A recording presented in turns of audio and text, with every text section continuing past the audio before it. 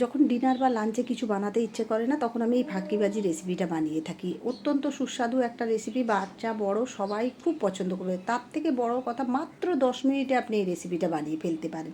যারা working women বা bachelor, তাদের জন্য একদম পারফেক্ট। বা আপনিও কোথাও থেকে বেরিয়ে এসে যখন কিছু করতে ইচ্ছে করছে না বা বাড়িতে কিছু শরীর ভালো লাগছে না, তখন এই রেসিপিটা বানিয়ে ফেলতে পারেন। আচার সহযোগে বা একটা অমলেট করে নিলে, ডিম সেদ্ধ করে নিলে একদম এই রেসিপিটা পারফেক্ট। সেদ্ধ ভাত খেতে যখন ভালো লাগে না, তখন এইরকম একটা ঝালঝাল রেসিপি করে নিলে খুবই সুস্বাদু হবে। নমস্কার বন্ধুরা, উমাস কিচেনে আপনাদের সবাইকে স্বাগত। চলুন তাহলে 10 মিনিটের ডিনারের রেসিপিটা আপনাদেরকে বা লাঞ্চের রেসিপিটা দেখিয়ে দিই। এখানে 1 কাপ গোবিন্দভোগ চাল ধুয়ে নিয়েছি আর আলু ছোটো ছোটো করে কেটে নিয়েছি। এখানে দেখুন আমি বড় চামচে 1.5 চামচের মতো ঘি দিয়েছি, দিয়ে তার সঙ্গে 1/2 চামচের মতো জিরে আর কয়েকটা গোলমরিচ ফোড়ন দিলাম। অবশ্যই গোলমরিচটা দেবেন, এই রান্নার স্বাদকে আরও বাড়িয়ে দেবে। আলুটা দিয়ে দিলাম, দেওয়ার পরে আলুটাকে এটার মধ্যে একটু 3 থেকে 4 মিনিট একটু ভেজে নেবো। ভেজে নিলে আলুটা খেতে ভালো লাগবে।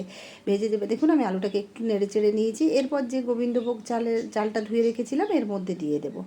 একদম সিম্পল রেসিপি, কিন্তু দেখুন পুরো ভিডিওটা খুব সুস্বাদু একটা রেসিপি, চটজলদি বানিয়ে ফেলা যায় এরকম একটা রেসিপি। এরপর আমি গোবিন্দভোগ চালটাকে 3 থেকে 4 মিনিট এর সঙ্গে একটু নেড়ে চেড়ে নেবো।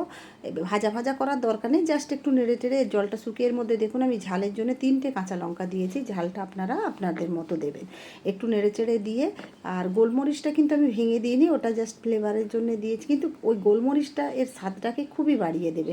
দেখুন নাড়াচাড়ার পরে এরপর আমি এখানে 1 কাপ যেহেতু চাল নিয়েছি, সেই হিসেবে আমি এখানে 2 কাপের মতো জল দিয়ে দিলাম। জলের পরিমাণটা যদি সঠিক হয় তাহলে এই রেসিপিটা খুবই ভালো হবে।